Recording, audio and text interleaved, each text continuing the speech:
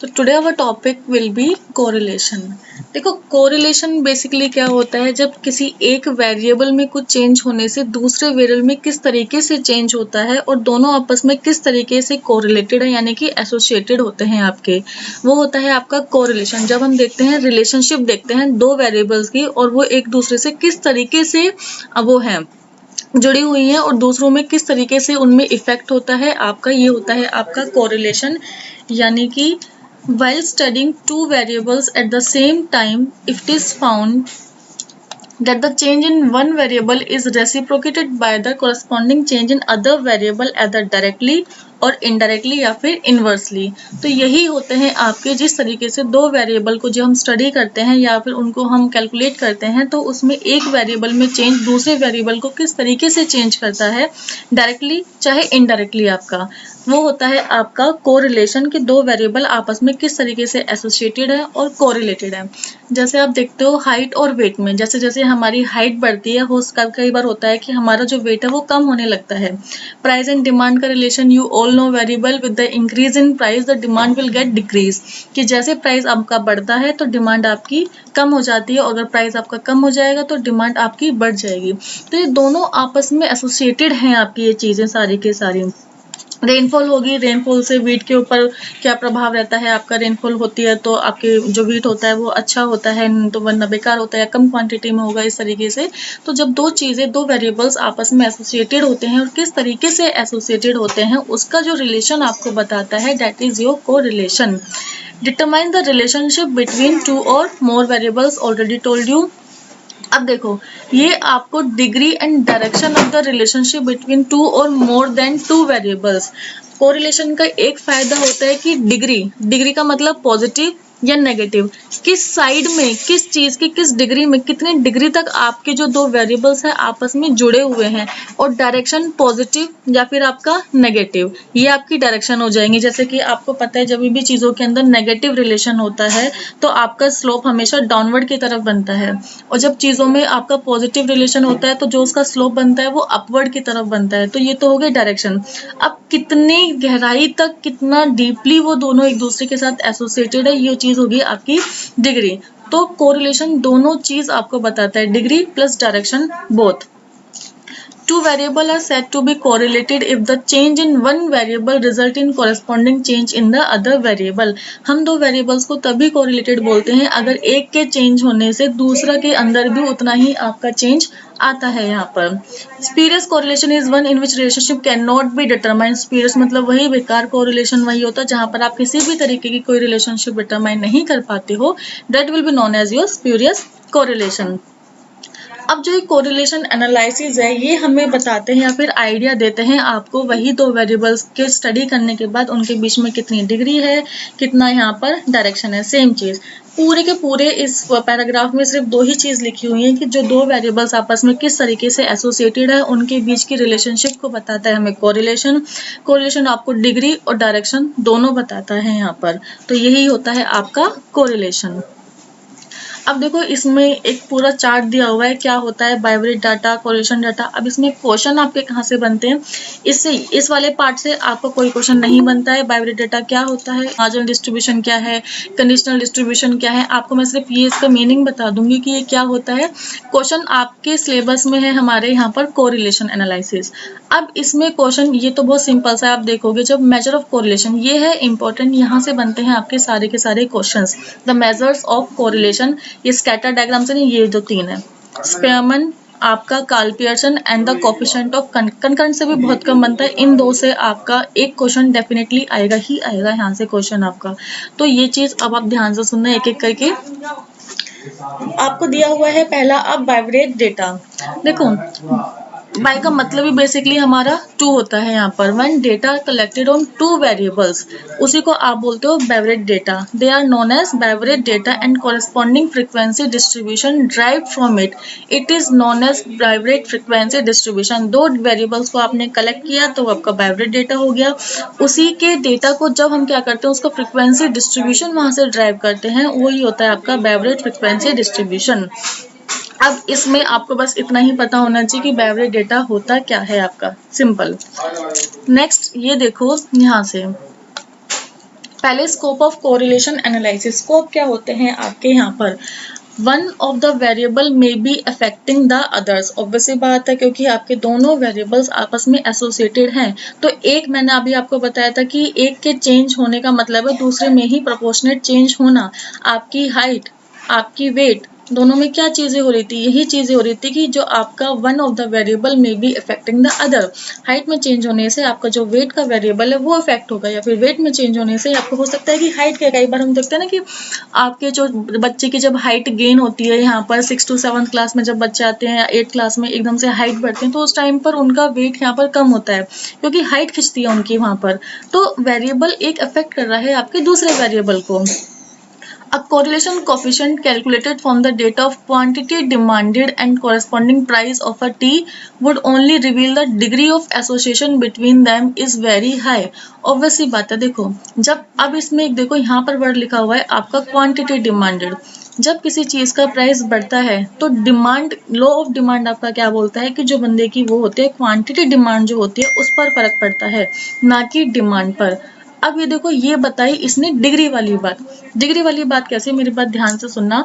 आपके पास अगर 100 रुपीज है और चलो 50 रुपए हैं, 50 रुपए में बर्गर आते हैं आपके दो, यानी कि 25 पे ईच बर्गर हो गया। अगर मैं एक बर्गर का प्राइस 25 से अगर 30 में यहाँ पर कर दूंगी तो how many burgers you can get in 50 rupees, just only one burger.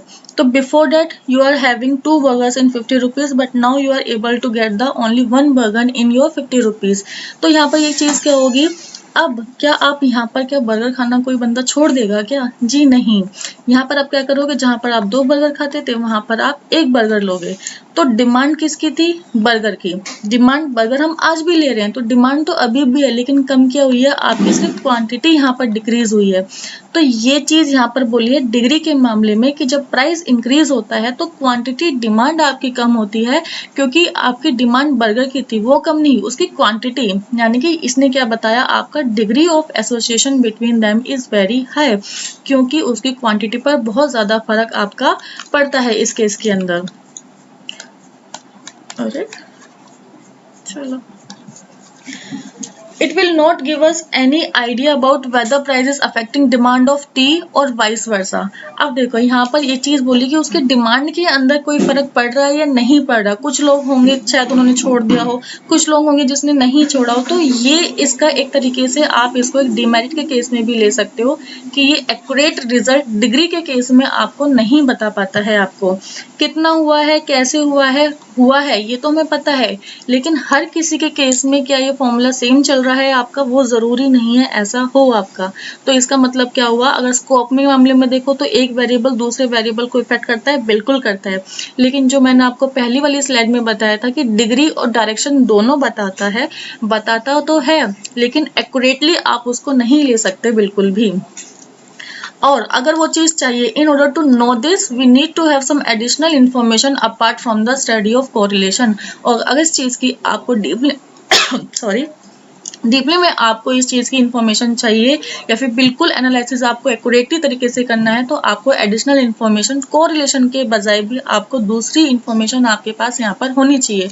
और दूसरी इंफॉर्मेशन होगी आपके पास स्टैटिस्टिक्स की, यानी कि डेटा की। आपके पास डेटा होना चाहिए एडिशनल इंफॉर्मेशन के, सभी के केस में सेम चीज हो रही है या नहीं हो रही है। सिंपल।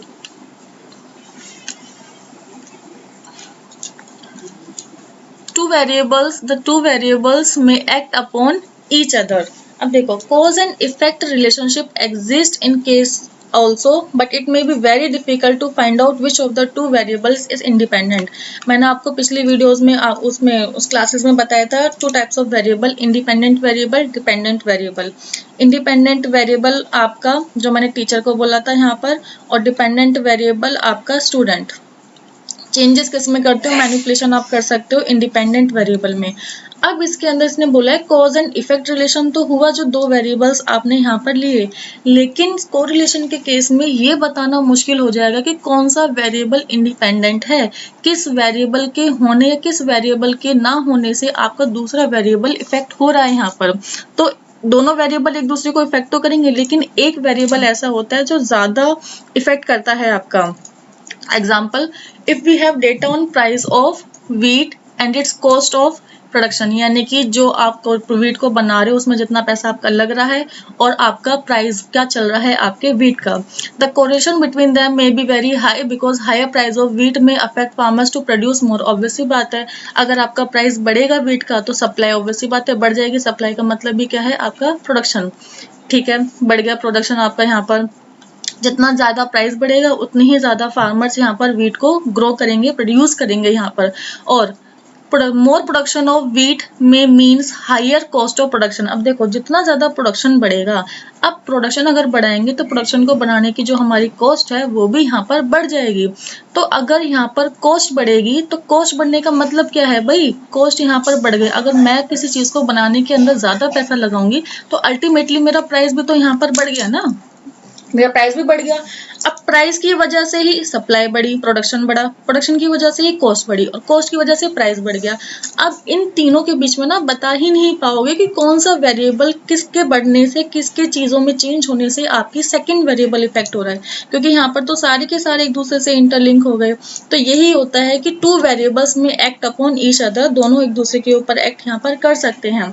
यही इन्हीं के साथ ये आपकी लिमिटेशन भी हो जाएगी, क्योंकि यहाँ पर ये कंफ्यूजिंग हो जाएगा आपके वेरिएबल में से डोमिनेटिंग वेरिएबल को कंक्लूड करना यहाँ पर। तो इस चीज को ध्यान रखोगे कि डिग्री को वो बताता है लेकिन डिग्री की एक्यूरेसी को वो यहाँ पर नहीं बताएगा।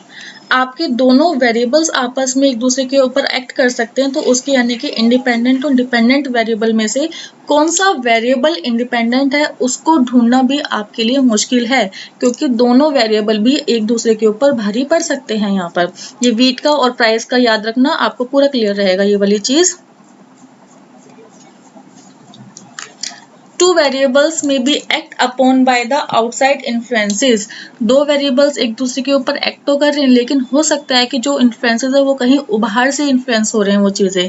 जैसे कि in the case we might get a high value of correlation between two variables, apparently no cause and effect type of relation seem to exist between them.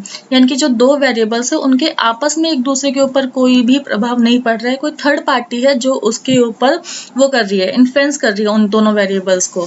यानी कि the demand of the two communities से X and Y may be positively correlated because the income of the consumer are rising.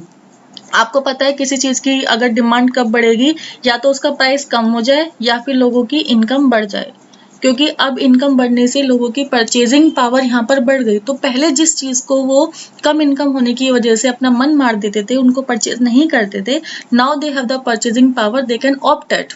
ठीक है, अब income बढ़ रही है तो वो उन कमोडिटीज को परचेज यहाँ पर कर सकते हैं। तो इनकम इंक्रीज हुई, डिमांड भी इंक्रीज हो गई। दोनों रिलेशन आपके, ये कौन सा रिलेशन हो गया आपका, पॉजिटिव रिलेशन हो गया, क्योंकि दोनों की मूवमेंट आपकी अपवर्ड है यहाँ पर, सेम चीज। ठीक है, तो इनकम्स यहाँ पर क्या हुआ, कोरिलेशन कैसा हुआ, इनका पॉजिटिव कोरिलेशन हुआ।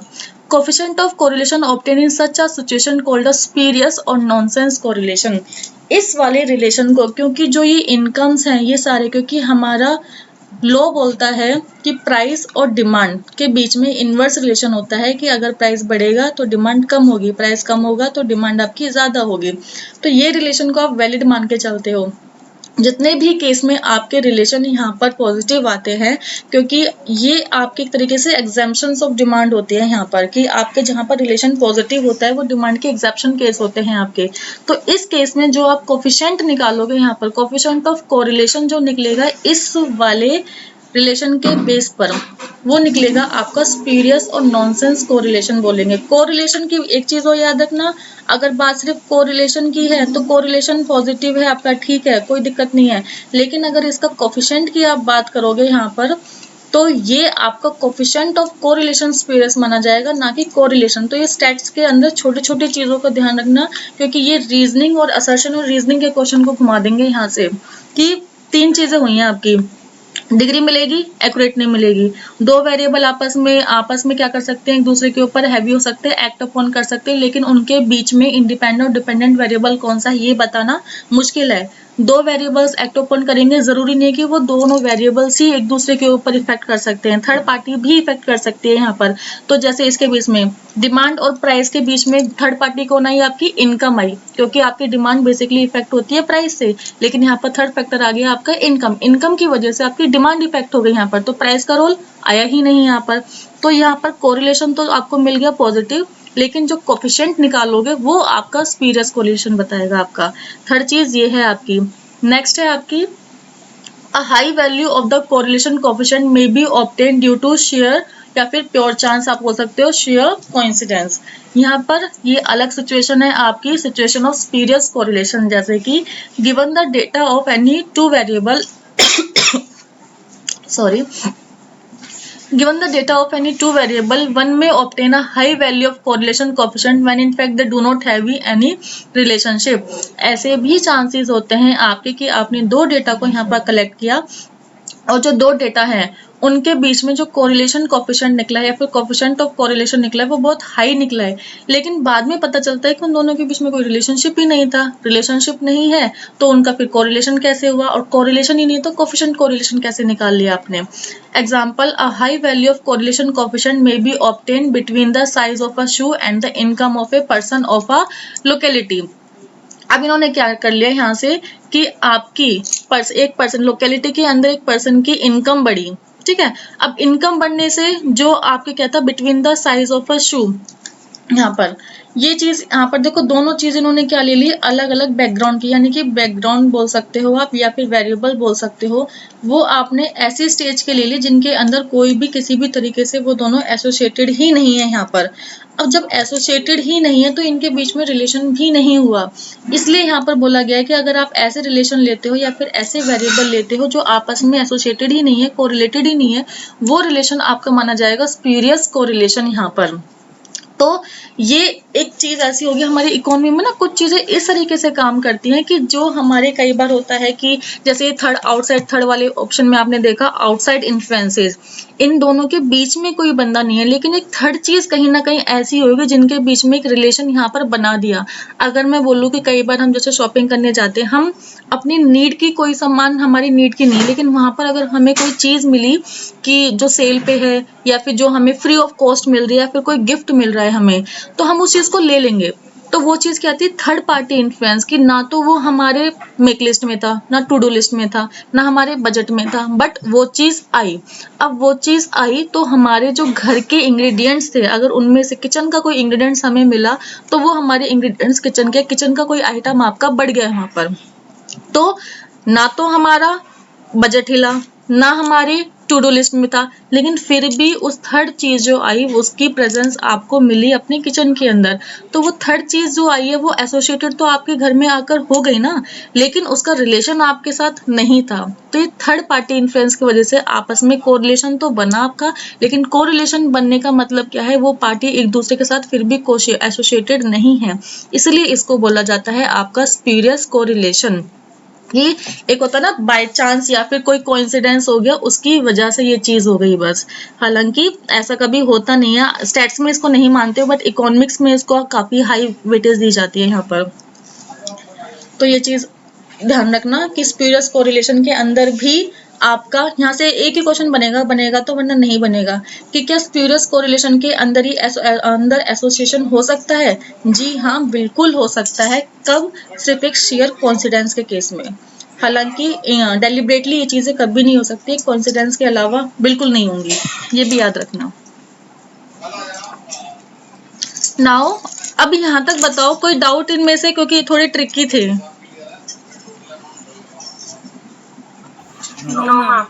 ठीक है, ओके।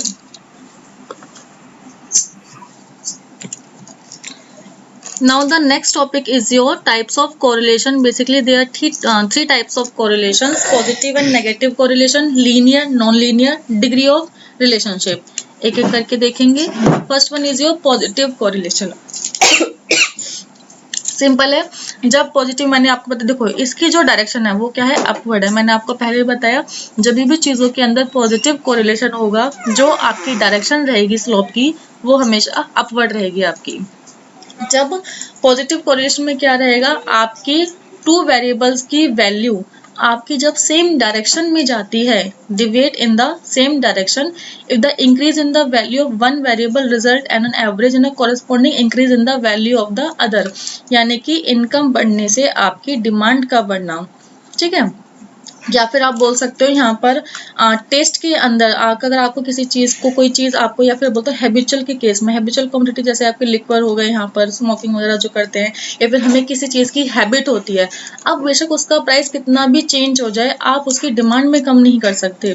तो जबकि हैबिट में होने की वजह से जो आपकी डिमांड है वो भी हमेशा इंक्रीज ही रहती है, क्योंकि उसकी, अगर आप कोई शराबी होता है, डजेंट मैटर वो शराब पीने वाला है, अब उसकी प्राइस घट रहे हैं बढ़ रहे हैं, वो उतनी ही खरीदेगा जितनी उसको यहाँ पर चाहिए। तो ये क्या है, पॉजिटिव रिलेशन है आपके। Height and weight, family income and expenditure on luxury item, सब देखो फैमिली की इनकम बढ़ेगी तो एक्सपेंडिचर भी बढ़ेगा आपका। रेनफॉल अच्छी होगी तो आपका जो प्रोडक्शन है वो भी अच्छा होगा।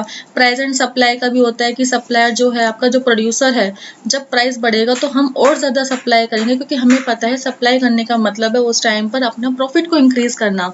तो ये क्या है, सारे के सारे पॉजिटिव कोरिलेशंस हैं कि जब एक चीज़, एक वेरिएबल जब बढ़ता है तो दूसरा वेरिएबल अपने आप बढ़ता है और सेम डायरेक्शन में बढ़ता है, तो this is known as your positive correlation. Next one is your negative correlation. You can see the slope, it is downward moving. When the relation between the two variables will be your negative, then the slope will be moved to the downward directions. यहाँ पर अब इसमें क्या होगा, एक variable अगर आपका increase होगा तो दूसरा वेरिएबल आपका डिक्रीज होगा। यहाँ पर कैसे, जैसे कि प्राइस इंक्रीज होगा तो डिमांड डिक्रीज होगी आपकी। ये हो गया आपका इनवर्स कोरिलेशन। इनवर्स कोरिलेशन यानी कि नेगेटिव कोरिलेशन, सिंपल, जैसे कि price and demand, volume and pressure of a perfect gauge, sale of a woollen garments and the day temperature, obviously simple है ये तो आपके। लीनियर में होता है कि डायरेक्शन, अब ये चीज आपको बताएंगी डायरेक्शन के बारे में। The correlation between two variable is said to be linear if corresponding to a unit change in one variable there is a constant change in the other variable. जितना चेंज एक वेरिएबल में हुआ है उतना ही change आपका दूसरे variable में हुआ है, सेम प्रोपोर्शनेट चेंज हुआ है यहाँ पर।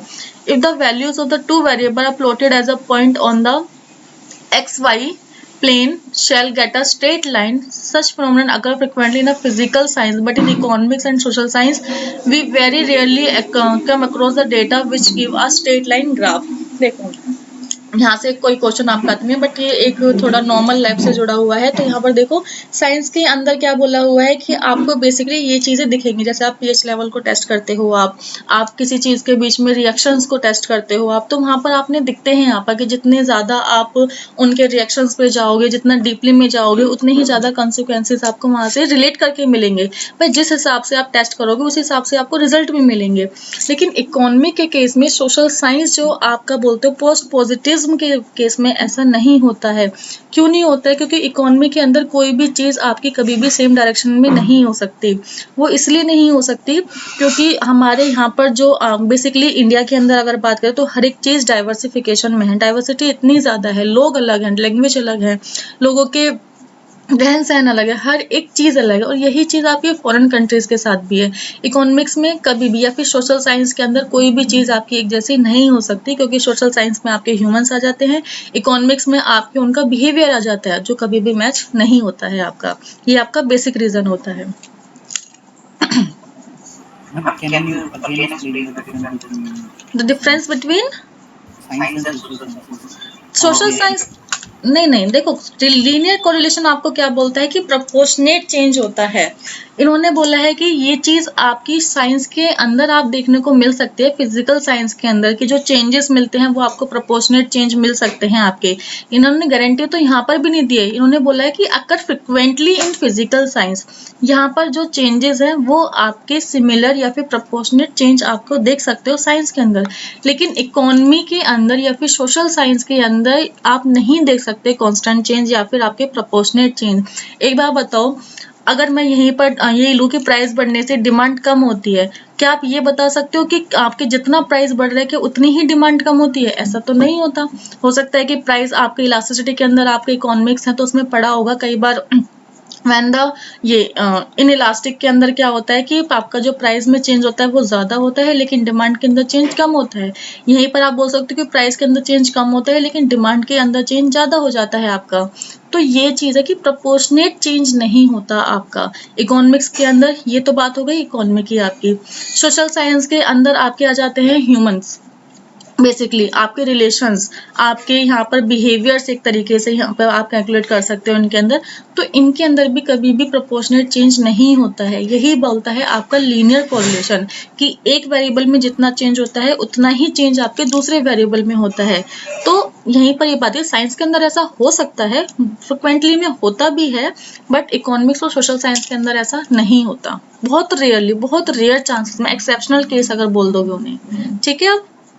Yes, ma'am. Got it. Thank you. Okay. Non linear में आपका उल्टा हो जाएगा, आपके यानी कि जब आपके कोरस्पॉन्डिंग चेंजेस आपको नहीं देखने को मिलेंगे। Said to be non linear curvilinear if corresponding to a unit change in one variable to other variable does not change at a constant rate but at a fluctuating rate. एक चीज और याद रखना, changes तो होंगे, ये तो है कि चेंजेस तो होंगे, लेकिन चेंजेस कांस्टेंट होंगे तो लीनियर, और अगर कांस्टेंट रेट से या फिर प्रोपोर्शनेट चेंज अगर नहीं होंगे तो वो आपके नॉन लीनियर होंगे आपके। और इसके अंदर not get a straight line, जब किसी चीज के अंदर आपका कांस्टेंट चेंज नहीं होता तो you will never get a straight line. Economy अगर आपका कभी आएगा पार्ट तो मैं वहां पर बताऊंगी, पूरा का पूरा यहाँ पर ये थ्योरीज हैं इनकी कि स्ट्रेट लाइन कब होती है, कर्व लाइन कब होती है। तो ये क्या होता है, अगर कांस्टेंट चेंज है तो you will get the straight line, अगर कांस्टेंट चेंज नहीं है तो it means non linear, and in non linear relationship you will never get a straight line. Straight line हमेशा ना प्रोपोर्शनेट चीजों के अंदर ही आपको मिलती है, चाहे वो आपका सब्स्टिट्यूट गुड्स हो, चाहे वो आपके कॉम्प्लीमेंट्स गुड्स हो, इनके अंदर ही आपको स्ट्रेट लाइन मिल सकती है, बाकी चीजों में आपको स्ट्रेट लाइन नहीं मिलती, बहुत रेयर होता है ऐसा। अब such phenomena common in the data relating to economics and social science. देखो यहाँ पर इसलिए इसके अंदर आपका नॉन लीनियर होता है क्योंकि चेंजेस तो होते हैं, जैसे मैंने आपको प्राइस में बताया था कि ज्यादा चेंज लेकिन डिमांड में कम चेंज। यहाँ पर चेंजेस तो होते हैं बट प्रोपोर्शनेट चेंजेस आपके नहीं होते हैं। तो ये आपके इसलिए इकोनॉमिक्स में और सोशल साइंस के अंदर आपके ये वाले कोरिलेशन देखने को मिलते हैं यहाँ पर। डिग्री ऑफ रिलेशनशिप्स, देखो डिग्री में आपके you will get the three type of correlation, simple, multiple and partial correlation. यहाँ पर correlation between two variables. Simple correlation is measure used to determine the strength and direction of a relationship between two variables x and y। अब देखो यहाँ पर आपके दो variables हैं। अब ये रहा आपका क्वेश्चन जो आपका आता है, simple correlation coefficient can range from -1 to +1. However, maximum values of some simple correlation cannot reach unity +1 to -1। एक चीज आप याद रखोगे, आप ये सिंपल कोरिलेशन, ये मेनली कोरिलेशन की ही एक प्रॉपर्टी है आपकी कि कोरिलेशन जो कोफिशिएंट ऑफ कोरिलेशन निकलता है उसकी रेंज होती है आपकी -1 to +1। अब ये क्वेश्चन आपके चाहे एंट्रेंस एग्जाम हो, ये क्वेश्चन आपका हमेशा से आता है और ये हर एक एग्जाम में आता है, DSSB, KVS, NVS, आपका मोनली हर एक एग्जाम में वाला क्वेश्चन देखने को मिलता है कि वो कितनी डिग्री, इसको डिग्री भी बोल देते हो आप, कितनी डिग्री तक इनके रेंज होती है आपकी, तो -1 से +1 तक। मल्टीपल कोरिलेशन आपके यहाँ पर होती है स्टैटिस्टिकल टेक्निक। ये देखो दो वेरिएबल्स हैं तो सिंपल, अगर आप दो वेरिएबल के बीच का कोरिलेशन ढूंढते हो तो वो सिंपल कोरिलेशन, दो से ज्यादा का ढूंढते हो आप, मोर देन टू वेरिएबल, तो आपका मल्टी कोरिलेशन। मल्टीपल कोरिलेशन क्या रहता है, आपका एक स्टैटिस्टिकल टेक्निक है जो आपकी एक वैल्यू को क्या करती है, प्रेडिक्ट करती है, predict value of one variable on the basis of two और मोर देन अदर वेरिएबल। जैसे कि अगर मैं यहाँ पर एक हॉस्पिटल के अंदर अगर मैं बोलूँ कि किसी नर्स की जो सैलरी है वो कितनी है, और उसके बेसिस पर मैंने क्या लगा लिया, प्रेडिक्शन कर ली कि यहाँ पर जो बाकी और भी नर्सेज होंगी या फिर और भी हॉस्पिटल्स में जो नर्सेज की सैलरी होगी वो कितनी होगी, डॉक्टर्स की कितनी होगी, डॉक्टर्स की उनसे थोड़ी ज्यादा होगी यहाँ पर। तो मैंने क्या, एक वेरिएबल है मेरे पास, उसके बेस पर मैंने दूसरी वेरिएबल्स की एक तरीके से एजम्पशन लगा ली, प्रेडिक्शन कर ली यहाँ पर। Partial correlation studied between two variables keeping other variables constant. यहाँ पर दो वेरिएबल है, दोनों की स्टडी करते हो लेकिन एक वेरिएबल को क्या माना हुआ है आपने, कांस्टेंट माना हुआ है आपके। ये क्या बताएगा आपको, used to describe the relationship between two variables while taking away the effects of another variable or several other variables on this relationship। यहाँ पर आपने देखा होगा उसमें, जैसे कि हम कुछ चीज सोचते हैं यहाँ पर कि इसके बीच का रिलेशन देखेंगे आप बाकी सारे के सारे वेरिएबल्स को कांस्टेंट रखते हुए। जैसे कि अगर मैं डिमांड के केस की ही बात करूँ, हम किस डिमांड में चीजों को ऊपर नीचे करने पर कितने चेंजेस होंगे, अगर मैं देखूंगी, मैं सिर्फ देखूंगी इसको प्राइस रिलेटेड, मैंने प्राइस और डिमांड के बीच में रिलेशन देखना है, लेकिन मैं बाकी की जितनी भी चीज़ें हैं, जैसे कि इनकम हो गए, इनकम के बढ़ने से कोई फ़र्क नहीं पड़ेगा। मैं बोल दूँ टेस्ट में चेंज होने से डिमांड में कोई फ़र्क नहीं पड़ेगा, या फिर कंज्यूमर की एक्सपेक्टेशंस में चेंज होने से डिमांड में कोई फ़र्क नहीं पड़ेगा, गवर्नमेंट की पॉलिसी से कोई, ये सारे के सारे मैंने मान लिया कि ये सारे कांस्टेंट हैं। मैं बस एक ही चीज़ से डिमांड में फ़र्क देखूंगी कि प्राइस से कितना फ़र्क हो रहा है, एक ही चीज़ से देख रही हूँ। तो ये है आपका पार्शियल कोरिलेशन। सिंपल के अंदर दो वेरिएबल, दोनों की स्टडी। मल्टीपल कोरिलेशन में दो से ज़्यादा वेरिएबल, सबकी स्टडी। पार्शियल के अंदर दो वेरिएबल लेकिन स्टडी आपकी सिर्फ एक की। यहाँ पर जैसे कि यहाँ पर मैं सिर्फ स्टडी करूंगी डिमांड की। तो ये होते हैं आपके degrees of relationship. Now the methods of studying correlation, ये हैं आपके important methods. The most important is your basically scattered नहीं, ये रैंक वाला और ये Karl Pearson coefficient of correlation, ये स्पैमन रैंक मेथड। देखो स्कैटर डायग्राम में कुछ नहीं होता, सबसे इजी सबसे सिंपल आपका ये मेथड होता है, जिसके अंदर जो आपकी डेटा है उसको आप सिंपली डायग्रामेटिक की फॉर्म में, ग्राफ की फॉर्म में यहाँ पर रिप्रेजेंट कर सकते हो, कर देते हो, वही आपका स्कैटर डायग्राम हो जाएगा। कि अगर जो डायग्राम आपका इस तरीके से गया तो ये आपका नेगेटिव कोरिलेशन, ऊपर की साइड गया तो पॉजिटिव कोरिलेशन, स्टेट गया तो लीनियर, स्टेट नहीं गया तो नॉन लीनियर। इसी से आपको पता चल जाता है कि कौन से किस तरीके का रिलेशन आपके डेटा के वेरिएबल्स के बीच में है यहाँ पर। यानी कि scatter diagram is one of the simplest way of diagrammatic representation of bivariate distribution and provide us one of simplest tool of ascertaining the correlation between two variable. जो मैंने आपको बता दिए कि दो वेरिएबल्स के बीच में कैसा रिलेशन है, वो आपको इस मेथड से जब आप डायग्राम के फॉर्म में रिप्रेजेंट कर दोगे आपको पता चल जाएगा। सिंपल। ये the diagram of dots obtain is known as scatter diagram. जब उसी वही आपका स्कैटर डायग्राम होता है जब आपको डॉट में आपने डायग्राम के फॉर्म में रिप्रेजेंट कर दिया। देखो जी, अब देखो scatter diagram only tell us about the nature of the relationship, whether it is positive, negative, high और low. It does not provide us exact measure of the extent of relationship between the two variables। क्योंकि इसने आपको क्या बताया कि negative है, positive है, linear है, नॉन लीनियर है। इसने सिर्फ आपको इतनी ही चीजें बताई हैं, उनके एग्जैक्ट मेजर उसने यहाँ पर नहीं बताई। यानी कि डायरेक्शन तो बता दी उसने, स्कैटर डायग्राम ने आपको डिग्री नहीं बताई है यहाँ पर। तो ये चीज क्या हो जाएगी, इसकी एक लिमिटेशन। तो यहाँ पर आप क्या कर सकते हो, सिर्फ आपको डायग्राम के बेस पर enable us to an approximate estimating line or line of best fit by free hand method. ये इसके दूसरे नेम एक तरीके से, line of best fit, best fit. इससे क्वेश्चन में कई बार ये वाला नेम पूछ लेते हैं यहाँ पर, तो उसको याद रखना। तो इसके अंदर सिर्फ आपको यही चार चीज पता चलेंगे और यही इसकी लिमिटेशन होगी कि it will only tell you about the direction, not the degree. कितने एग्जैक्ट मेजर आपको नहीं देंगे, इसके बेस पर आप सिर्फ एक अनुमान लगा सकते हो, आइडिया लगाओगे, आप कोई भी कंक्लूजन पर नहीं जा सकते इसके बेस पर।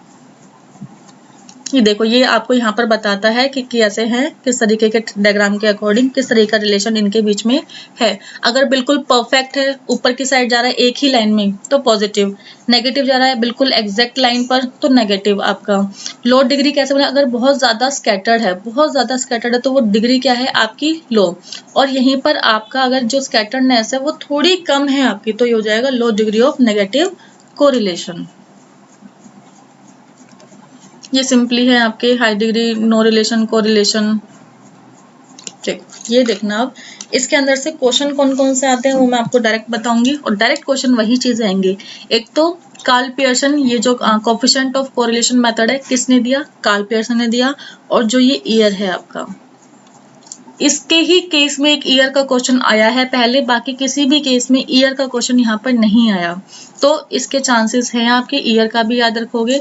होता क्या है आपका ये mathematical method for measuring the intensity or the magnitude of the linear relationship between two variables. जो आपने लीनियर रिलेशनशिप बताया था उसके बीच की इंटेंसिटी को मापने का जो मेथड है वो है आपका कार्ल पियर्सन, और जो क्या है एक मैथमेटिकल मेथड है आपका। कार्ल पियर्सन ने दिया है 1867 टू 1936 के। उसमें कौन था ये, एक great British biometrician and statistician and is by far the most widely used method in practice. सबसे ज्यादा मेथड यूज किए जाने वाला इसका कोएफिशिएंट ऑफ कोरिलेशन है। मेजर क्या कर सकता है इसका, देखो अब इसकी अदर नेम पियर्सनियन कोरिलेशन और एक और नाम है इसका यहाँ पर प्रोडक्ट मोमेंट कोरिलेशन कोएफिशिएंट। ये दो नेम है, दोनों याद रखोगे आप। क्या बताएगा आपको, coefficient between two variables x और वाई यूजुअली डिनोटेड। ये नॉर्मली कुछ नहीं है, यहाँ से ना कोई क्वेश्चन बनेगा ना यहाँ से चीज़ है, इसके बीच में यही बताया गया है कि जो आपकी लीनियर रिलेशनशिप है उनके बीच में एक न्यूमेरिकल मेजर है आपकी लीनियर रिलेशनशिप का between them and is defined as the ratio of covariance between. अब देखो ये रहा इसका third name, Pearsonian correlation, coefficient of correlation, आपका covariance between X and Y, ratio of covariance, और आपका प्रोडक्ट मोमेंट कोरिलेशन कोफिशिएंट। अब जो ये वाला फॉर्मूला है, ये वाला फॉर्मूला आपने नहीं करना, इसका फॉर्मूला करना है आपने। हाँ नहीं, ये वाला भी नहीं करना, इसका फॉर्मूला किधर है, चलो मैं इसका फॉर्मूला आपको दूंगी, जो फॉर्मूला आता है वही बताऊंगी, ये वाला फॉर्मूला नहीं है। चलो another most important topic, properties of correlation coefficient. Properties देखो, आपकी प्रॉपर्टीज, अजम्पशंस, जहाँ प्रोसेस, जहाँ भी ये क्वेश्चंस होते हैं, जहाँ भी ये टॉपिक्स होते हैं, ये मोस्ट इंपॉर्टेंट टॉपिक होते हैं एनटीए के अंदर। बेसिकली एनटीए सबसे ज्यादा आपकी प्रोसेस को, प्रॉपर्टीज को, अजम्पशंस को पकड़ता है। सॉरी, चलो फर्स्ट प्रॉपर्टी क्या है आपकी, ये मैंने आपको बताया था, कैन नॉट एक्सीड 1, क्योंकि कहाँ तक जाएगा ये, +1 to -1 तक आपका, यहाँ पर -1 to +1, सॉरी इतना ही जाता है आपका। सिंबॉलिक क्या रहेगा आपका, देखो -1 ग्रेटर और लेस देन, और आपका r ग्रेटर और less than, the result provides us check our calculations if any in any problem the obtained value of r lies outside the limit +-1, it implies that there is a some mistake in our calculation। क्यों? क्योंकि आपकी कभी भी value एक से ज्यादा exceed कर ही नहीं सकती, और अगर कभी आपकी वैल्यू r से ज्यादा कोरिलेशन कोफिशिएंट से 1 की वैल्यू ज्यादा एक्सीड करती है, इसका मतलब आपकी कैलकुलेशन में कहीं ना कहीं कोई मिस्टेक है आपकी। +1 वैल्यू आती है तो ये क्या है, perfect positive, minus implies perfect negative correlation, यानी कि 1 तक इसकी वैल्यू रहेगी, प्लस में है तो आपकी पॉजिटिव, नेगेटिव में है तो आपका नेगेटिव कोरिलेशन है यहाँ पर। Independent of the change of origin and scale. अब देखो ओरिजिन एंड स्केल, ओरिजिन का मतलब होता है प्लस एंड माइनस, स्केल का मतलब होता है मल्टीप्लाई डिवाइड। इसका मतलब क्या है, कोरिलेशन जो कोफिशिएंट रहेगा इंडिपेंडेंट ऑफ चेंज, यानी कि इंडिपेंडेंट का मतलब हुआ ना तो इसके अंदर जो इसकी वैल्यू आएगी प्लस माइनस डिवाइड मल्टीप्लाई, किसी भी चीज से इसकी वैल्यू चेंज नहीं होगी यहाँ पर। ये अब ये क्वेश्चन आएंगे आपके हर किसी के केस में, कोरिलेशन कोफिशिएंट, रिग्रेशन आपके आगे आएगा, यहाँ पर डिस्पर्जन के केस में भी था, वहां पर मैंने बताया था। इनके एक जगह आप इनको लिख के रख लेना, या फिर हो अगर मुझे कहीं मिलेगा, मैंने कहीं लिखे हुए हैं तो वो मैं आपको एक साथ में लिख कर दे दूंगी, कौन सी चीज किससे इंडिपेंडेंट है, किससे डिपेंडेंट है, और किससे दोनों से, ये सारी के सारी एक चीज एक जगह लिख कर रखना, तभी याद रहेंगे। तो कोफिशिएंट कोरिलेशन आपका दोनों से ही इंडिपेंडेंट है, ओरिजिन से भी, स्केल से भी, किसी से कोई फर्क नहीं पड़ेगा इसका। इट इज सिमेट्रिक, यानी कि rxy इक्वल टू में ryx। सिंपल क्या है, इसके अंदर जो कोरिलेशन होता है आपका दोनों का, एक तरीके से मैंने बताया था प्रोपोर्शनेट चेंज हम लेते हैं उसको, तो दोनों ही एक दूसरे के इक्वल रहेंगे यहाँ पर, जो दोनों वेरिएबल रहेंगे आपके। Two independent variable are uncorrelated but the converse is not true. अब देखो, अगर आपके दोनों वेरिएबल इंडिपेंडेंट हैं, यानी कि इंडिपेंडेंट वेरिएबल जिनके अंदर आप यहाँ पर चेंजेस कर सकते हो, अगर वो दोनों के दोनों वेरिएबल क्या है, अनकोरिलेटेड है, तो but the converse is not true. अगर कन्वर्स का मतलब अगर इनको हम यहाँ पर रेसिप्रोकल कर दे, उनका हम कन्वर्जन कर दे, तो उस केस में ऐसा नहीं होगा। इसका केस में ऐसा नहीं होगा का मतलब क्या, नॉट ट्रू का मतलब वहां पर क्या हो जाएंगे, आपके कोरिलेटेड हो जाएगा। अगर इंडिपेंडेंट वेरिएबल आपस में अनकोरिलेटेड है तो इन्होंने बोला है, लेकिन जो उसका कन्वर्स होगा, यानी कि कन्वर्स मतलब आपके डिपेंडेंट वेरिएबल हो जाएंगे, डिपेंडेंट वेरिएबल के केस में ये वाला जो सिस्टम है वो ट्रू नहीं होगा, ये गलत होगा वहां पर। याद रखना, इंडिपेंडेंट के केस में अनकोरिलेटेड अगर है तो डिपेंडेंट के केस में वो अनकोरिलेटेड नहीं रहेगा आपका। इसके अंदर जो मेन चीज है आपकी, एक तो ये एक्सीड 1 से ज्यादा नहीं हो सकता, वैल्यू आपकी -1 +1 के बीच में ही रहेगी। अगर 1 से ज्यादा आपकी वैल्यू आती है तो इसका मतलब आपकी कैलकुलेशन में कोई ना कोई मिस्टेक है। यहाँ पर +1 वैल्यू है आपकी, आर का मतलब भी कोफिशिएंट कोरिलेशन है, कभी कंफ्यूज हो रहे हो, ये इसको आर को कोफिशिएंट कोरिलेशन से ही डिनोट किया जाता है आपके। अगर कोफिशिएंट कोरिलेशन आपका +1 है तो परफेक्ट पॉजिटिव रिलेशन है, +1 है तो परफेक्ट नेगेटिव कोरिलेशन है। आपका कोफिशिएंट कोरिलेशन आपके ओरिजिन यानी कि प्लस माइनस, स्केल यानी कि मल्टीप्लाई डिवाइड दोनों से ही इंडिपेंडेंट रहता है, दोनों से ही इसमें कोई भी चेंज यहाँ पर नहीं रहेगा। सिमेट्रिक रहेगा आपका हमेशा, इसका मतलब RXY इक्वल टू में RYX, यानी कि x और y आपके दो वेरिएबल हैं, उन दोनों का वेरिएबल यानी कि कोफिशिएंट R क्या है यहाँ पर, coefficient of correlation. x and y आपके वेरिएबल है, यानी कि x एंड y का जो कोफिशिएंट ऑफ कोरिलेशन होता है वो दूसरे के इक्वल होता है, यानी कि दोनों वेरिएबल का कोफिशिएंट आपस में सिमेट्रिक रहता है, इक्वल रहता है। इंडिपेंडेंट वेरिएबल अगर आपके उनके बीच में कोई भी रिलेशन नहीं है तो जरूरी फिर क्या होगा, बट अगर उनका उल्टा यानी कि डिपेंडेंट वेरिएबल में ऐसा जरूरी नहीं होगा कि वो भी आपके अनकोरिलेटेड हो सकता है कि उनके बीच में रिलेशन हो आपका यहाँ पर। कोरिलेशन कोफिशिएंट आपके इसकी मेरिट्स क्या रहेंगी आपकी, tell us about both the degree and the direction, दोनों के बारे में आपको ये बताता है यहाँ पर। डीमेरिट क्या रहेंगे आपके, use because of the assumption linearity and normality distributed. अब देखो यहाँ पर कोरिलेशन के अंदर हम दो अजम्पशन लेके चलते हैं कि जो इनके वेरिएबल्स रहेंगे उनके बीच में क्या है आपका लीनियर रिलेशन है, यानी कि लीनियरिटी है, और जो डेटा है वो आपका नॉर्मली डिस्ट्रीब्यूटेड है, यानी कि स्कैटर्ड डेटा नहीं है आपका, नॉर्मल डिस्ट्रीब्यूशन है। तो यही क्या हो जाती है इसकी डीमेरिट हो जाती है, क्योंकि नॉर्मल डिस्ट्रीब्यूशन जरूरी तो नहीं है हो, जरूरी नहीं है कि लीनियरिटी भी हो। एजम्पशंस तो आपके क्या है, नॉर्मली एजम्पशंस हैं, वो सिर्फ आपकी ट्रुथ तो नहीं है वो आपका 100%। कैलकुलेशंस में यहाँ पर क्या होता है, टाइम कंज्यूमिंग होती है आपकी। Value of R is unduly affected by extreme values.